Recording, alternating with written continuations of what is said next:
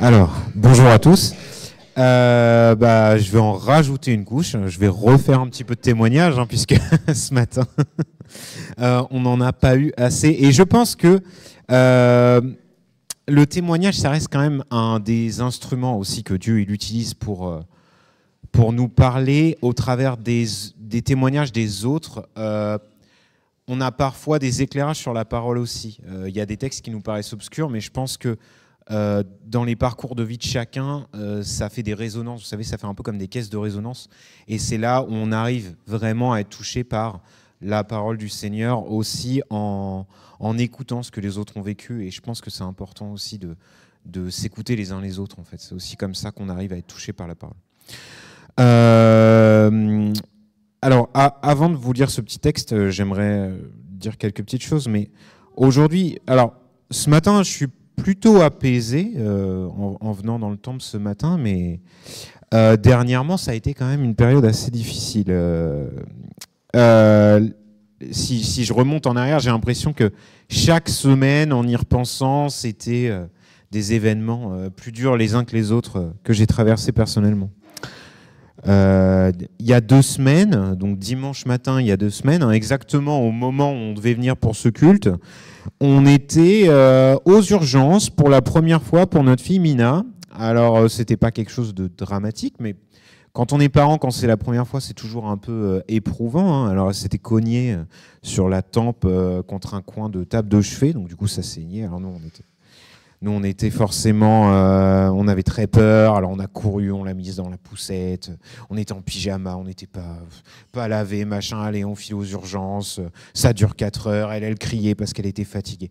Plus de peur que de mal, tout va bien aujourd'hui, mais voilà, fallait que ça arrive un dimanche matin. La semaine dernière, notre petite, elle avait la gastro, elle nous l'a redonnée. Donc, nous, on était extrêmement fatigués, éreintés. On n'en pouvait plus, elle non plus. C'était difficile. Vous ajoutez à ça que c'était une période pour moi au niveau du travail, de conseils de classe, de rendez-vous avec les parents. On rentre le soir, il est 20h, on est vraiment éprouvant. C'est l'hiver, il fait nuit en permanence, il fait froid, il pleut. J'ai eu l'impression enfin voilà, c'était éprouvant. Et j'ai eu un peu cette impression-là. Vous savez, comme dans un blizzard, il y avait comme un vent froid en permanence. On ne sait pas où on marche, on est fatigué, le ressenti, il est horrible, il est froid, c'est mordant, c'est blessant constamment. Vous ajoutez à ça que, alors, il y en a certains d'entre vous qui ne savent peut-être pas, mais moi, j'ai perdu mon frère il y a 5 mois. Il a rendu son souffle le 29 juillet. On a fait les obsèques ici même. C'était un moment difficile aussi. Et ça, c'est quelque chose de sous-jacent, en fait, qui est là constamment, qui n'est pas difficile dans le quotidien, mais c'est là en fond, vous savez. Malgré tout, je suis chrétien, je suis comme vous, j'ai l'espérance. Je sais qu'il y a le salut, je sais qu'il y a tout ça. Mais j'ai ce sentiment-là, ces derniers temps, qui fait sombre, en fait. C'est un petit peu ça, vous voyez. Malgré cette espérance, j'ai le sentiment d'être dans le noir. Et je pense que vous avez tous vécu des moments similaires, des moments, comme on dit, vous savez, de traverser du désert. Ces moments, on en vit tous. Là, moi, j'ai eu le sentiment vraiment que ces 3-4 derniers mois, ça a été pour moi un désert là, à traverser.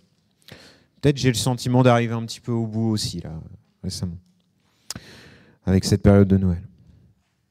Le Seigneur, il a lui-même été éprouvé dans le désert, par la faim, par la soif, par le malin.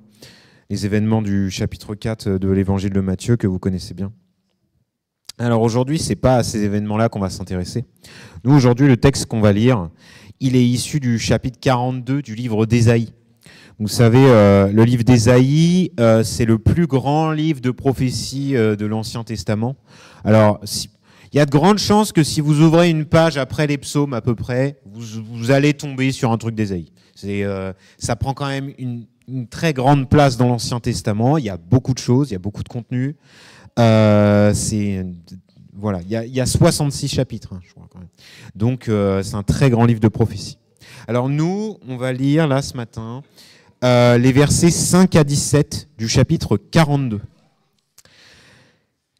Car voici ce que dit l'Éternel Dieu, qui a créé les cieux et les a déployés, lui qui a disposé la terre avec tout ce qu'elle produit, qui a donné la vie aux hommes qui la peuplent et le souffle de vie à ceux qui la parcourent.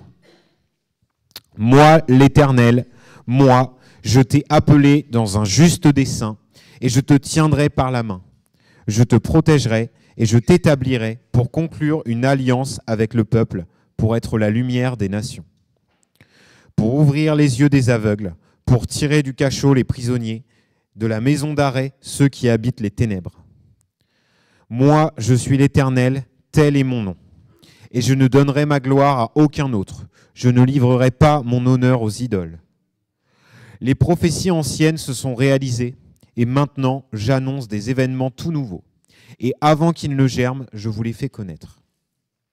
Chantez à l'Éternel un cantique nouveau. Entonnez sa louange aux confins de la terre, vous qui voguez sur mer, et vous qui la peuplez, vous les îles et les régions côtières, vous qui les habitez. Désert et ville du désert, campement de Kédar, élevez votre voix. Habitants de Séla, exultez d'allégresse. Du sommet des montagnes, poussez des cris de joie. Et rendez gloire à l'Éternel, que jusque dans les îles et les régions côtières, on publie sa louange. L'Éternel sortira comme un héros, comme un homme de guerre, il réveillera son ardeur. Il poussera des cris de guerre, des cris terribles, et il triomphera contre ses ennemis. Je me suis tu pendant longtemps, j'ai gardé le silence, je me suis contenu, mais maintenant, comme une femme qui enfante, je pousse des gémissements et je respire en haletant. Je m'en vais dévaster montagnes et collines, et j'en dessécherai toute végétation. Je changerai les fleuves et j'en ferai des îles, j'assécherai les lacs. Les aveugles, je les ferai marcher sur une route qu'ils ne connaissent pas. Oui, je les conduirai sur des sentiers dont ils ignorent tout. Je transformerai devant eux leur obscurité en lumière et leur parcours accidenté en terrain plat. Tout cela, je l'accomplirai sans rien laisser d'inachevé. Mais ceux qui se fient aux idoles, qui disent aux statues de fonte « Nos dieux, c'est vous », devront se retirer, couverts de honte. Parole du Seigneur. Alors dans ce texte, pour moi, on nous parle de quelque chose quand même d'important, une annonce. Les premiers versets, dans les premiers versets, verset 9, les événements du passé se sont produits et maintenant j'annonce des événements tout nouveaux. Avant qu'ils germent, je vous les fais connaître. Alors, bon, je pense que je dois être aliéné par le contexte politique actuel, mais quand j'entends parler d'annonce, c'est pas du tout un truc qui me fait plaisir. On nous annonce des trucs en permanence en ce moment. Là, on annonce un nouveau gouvernement, un nouveau Premier ministre. On nous annonce des choses. Il y a comme, vous savez, une lumière rouge qui clignote dans ma tête là, quand j'entends on va annoncer des choses. C'est pas du tout un truc qui est positif là en ce moment. Et moi, je me mets... j'ai l'impression de ne plus avoir confiance en quoi que ce soit. Je me mets à la place du peuple juif de l'époque. Je ne sais pas si c'était quelque chose de spécialement positif quand ils entendaient les prophètes. Alors, en plus, vous savez, il y a, dans les prophéties, c'est quelque chose qu'on retrouve énormément. C'est le peuple juif ne se comporte pas bien, Dieu va arriver, va les corriger. Tout à l'heure, on parlait du fait qu'il fallait laisser Dieu nous recadrer comme ça. C'était aussi beaucoup le rôle des prophètes à l'époque. Ils étaient là pour aussi redire Dieu me parle pour vous dire vous ne vous comportez pas correctement, vous n'écoutez pas.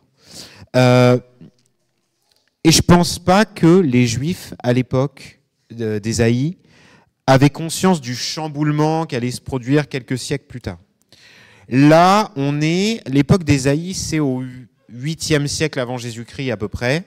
C'est un prophète qui a quand même vécu longtemps, sous le règne de plusieurs rois, hein, pas d'un seul roi, sous plusieurs rois, il s'est passé énormément de choses à l'époque. Et voilà, je pense qu'à l'époque, ils n'avaient pas du tout conscience quand il leur disait quelque chose de nouveau va arriver, préparez-vous, que ça allait être vraiment un chamboulement qui qu'allait provoquer le chamboulement, ça allait être la venue du Christ, quoi. Donc ils n'avaient pas conscience de ça. Ce qui me touche plus particulièrement, surtout moi dans ces versets, c'est une notion, et c'est une notion qui me touchait déjà avant dans le Nouveau Testament, mais il y a une notion d'universalité ici, en fait, qui est dite. On nous parle de montagne, on nous parle de désert, on nous parle de mer, on nous parle de toutes les géographies de la Terre, en fait. Et ça fait écho à d'autres versets d'Ésaïe qui sont dits plus tard dans ces prophéties. Notamment quelque chose, moi, ça a fait écho à ça. Dans le chapitre 66, au verset 18 d'Ésaïe, il y a Dieu dit à Ésaïe: « Voici, je vais venir rassembler des peuples de toutes les langues et de toutes les régions du monde. » En fait, il y a déjà cette annonce de l'universalité qui va arriver quelques siècles plus tard.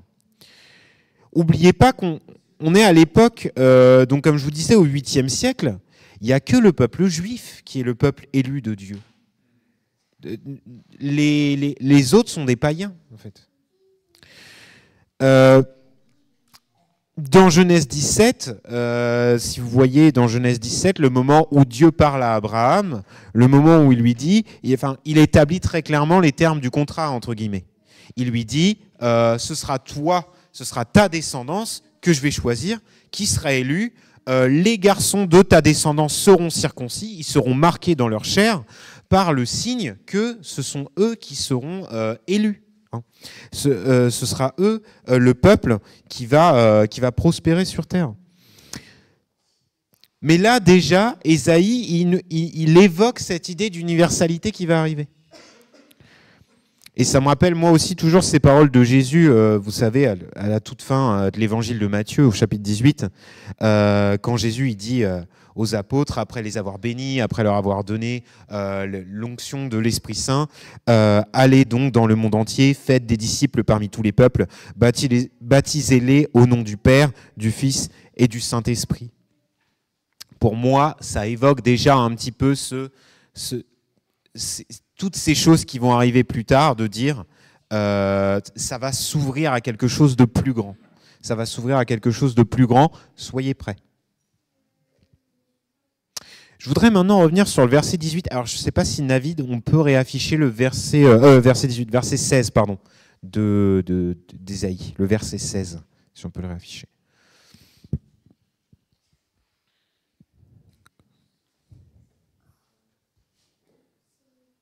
Ça commence par « Les aveugles, je les ferai marcher ». Les aveugles, je les ferai marcher sur une route qu'ils ne connaissent pas. Oui, je les conduirai sur des sentiers dont ils ignorent tout. Je transformerai devant eux leur obscurité en lumière et leur parcours accidenté en terrain plat. Tout cela, je l'accomplirai sans rien laisser d'inachevé. Alors, quand on lit ça et qu'on le met en parallèle avec notre vie actuelle, je pense que notre vie, vous savez bien, en 2024, elle est bien différente de la vie qu'on menait il y a 2000 ans, à l'époque où le Christ était là, et encore plus qu'en moins 740, à l'époque du prophète Ésaïe, où il y avait la guerre contre les Assyriens, où il y avait des dissensions entre les tribus. C'était très compliqué. J'aime bien, moi, cette notion de les aveugles, je les ferai marcher sur une route qu'ils ne connaissent pas. Maintenant, en 2024, on ne fait plus trop ça quand on essaye de se diriger. On a tous un truc dans notre poche qui s'appelle un smartphone et on passe notre temps un peu à utiliser les GPS, vous savez, en voiture. Là. On est tout le temps avec Maps ou avec Waze. C'est quand même bien pratique. Il n'y a plus besoin de faire attention aux panneaux, au nom des rues. Non, c'est vrai, vous êtes là, vous faites même plus attention au sens interdit, au machin, au truc. Non, juste à suivre la route, comme ça, sans réfléchir. Ça indique même quand il y a les contrôles de police et tout, quoi. C'est vraiment, il n'y a plus rien à penser. Vous entrez dans votre voiture, vous avez juste à suivre quelque chose. Moi, je me demande quand même comment il devait faire le peuple juif avant la venue de Jésus. Ça devait être quand même vraiment difficile. À l'époque, il fallait suivre scrupuleusement la loi de Moïse, celle-là même que l'Éternel lui avait donnée lui avait dicté. Ils n'avaient pas avec eux en permanence cette lumière qu'est Jésus pour les guider dans l'obscurité, en fait. Ils devaient suivre scrupuleusement une loi. Et ils ne pouvaient pas non plus, quand ils avaient une question à se poser, alors tout à l'heure, nous, on rendait grâce au Seigneur, là, plutôt dans le culte, on a prié Dieu, mais en fait, on n'est pas juste devant Dieu, nous. Dieu, il ne comprend pas notre langue humaine bourrée de fautes, on s'exprime mal, on n'est pas juste devant le Seigneur. Et sans Jésus, on ne pourrait pas parler à Dieu. C'est Jésus qui nous permet de parler à Dieu. C'est lui qui intercède, comme on dit. Les Juifs, ils n'avaient pas, avant la venue du Christ, cette possibilité-là. Qu'est-ce qu'il fallait faire pour pouvoir demander quelque chose au Seigneur? Il fallait passer par un prêtre qui lui-même s'était sanctifié en ayant procédé à des sacrifices, en ayant procédé à tout un tas de choses très complexes. Alors j'avais remis un petit peu le nez dans le Deutéronome il n'y a pas longtemps, j'en parlais avec ma femme. Il y a des choses vraiment, ça me dépasse toujours aujourd'hui, quoi. C'est extrêmement précis, c'est des choses très compliquées. En tant que chrétien, qui suis arrivé un peu chrétien sur le tard, moi, c'est des choses qui me paraissent très, très, très loin, en fait. Parce que je suis arrivé, il y avait déjà tout ça. Il y avait déjà Jésus. On pouvait déjà parler à Dieu au travers de Jésus. Donc, tout ça, c'est voilà. Alors, ils pouvaient, comme je vous disais, prier l'Éternel, mais ils n'étaient pas justes, quoi. Donc, je voudrais aujourd'hui, voilà, qu'on se rappelle que on a accès en permanence à une lumière qui peut nous éclairer dans la nuit, quand on va mal, quand là on traverse des périodes de désert. La période actuelle de l'hiver, elle peut être compliquée. Tout à l'heure, on a eu plein de témoignages de moments de vie qui sont des moments de vie touchants et qui montrent que tout le monde vit des choses difficiles. Je pense que, en plus, avec les guerres actuellement et tout ça, on est rappelé à ça en permanence. Là, il y a eu un drame horrible là, récemment sur le marché de Noël en Allemagne. Là, il y a des personnes qui ont été blessées, il y a eu des morts. C'est encore quelque chose d'horrible. Et parfois, en fait, on est perdu, quoi. Moi-même, là, vraiment, je sais pas comment j'ai réussi à tenir jusque-là cette période de Noël, parce que les 3 derniers mois, même les 5 derniers mois, ils ont été particulièrement éprouvants. J'ai été éprouvé. Mais on a la chance, aujourd'hui, en tant que chrétien, d'avoir toujours une boussole avec nous. On a la chance d'avoir toujours un petit, vous savez, comme les bougies qui éclairent là, même dans la nuit noire, on a toujours une petite lueur comme ça à pouvoir suivre. Et je vous encourage aussi à jamais abandonner, parce que vous avez toujours cette espérance et vous avez toujours cette petite lueur qui peut vous permettre de retrouver votre chemin si vous égarez à un moment donné. C'est normal de s'égarer quand on est humain. Mais vous avez toujours la possibilité de retrouver le chemin aussi. Et je vous encourage à essayer toujours de la fixer quand vous êtes perdu. De fixer cette lueur-là, de vous dire, OK, le Christ, c'est par ici qu'il veut que j'aille, alors on va essayer de suivre ce chemin. Voilà. Je ne vois pas grand-chose, mais ce n'est pas grave. Dans la nuit, on va essayer de se rapprocher de cette lueur. Je voudrais maintenant prier le Seigneur avec vous. Merci Seigneur d'avoir toujours eu un plan pour nous.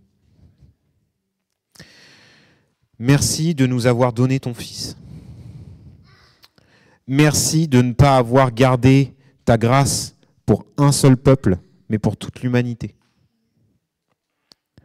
Merci de toujours, grâce à ton Fils, nous avoir donné une lueur qui nous éclaire dans la nuit. Lorsqu'on est perdu, on a toujours possibilité de retrouver le chemin que tu as prévu pour nous. Merci Seigneur de ne jamais nous faire faux bond. Et pardonne-nous Seigneur de nous, parfois, nous éloigner du chemin.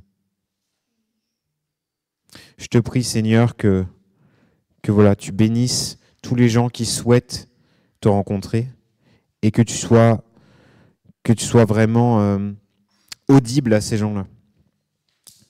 Tu nous as donné Jésus pour qu'on puisse te parler dans toutes les langues. Et vraiment, j'encourage tout le monde à ne pas hésiter à s'adresser à toi pour la moindre chose, puisque maintenant, nous pouvons le faire.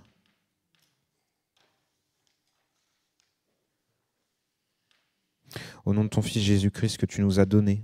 Amen.